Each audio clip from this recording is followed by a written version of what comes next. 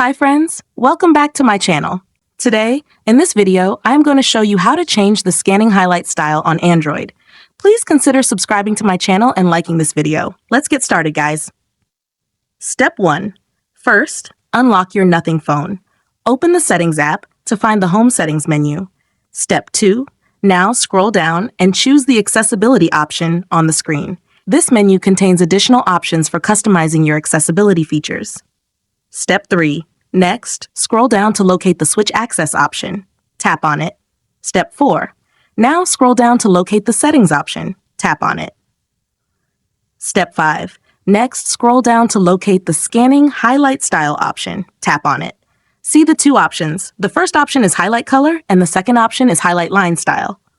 Step 6. For the last and most important step, tap on the Highlight Color option and tap the color you like best.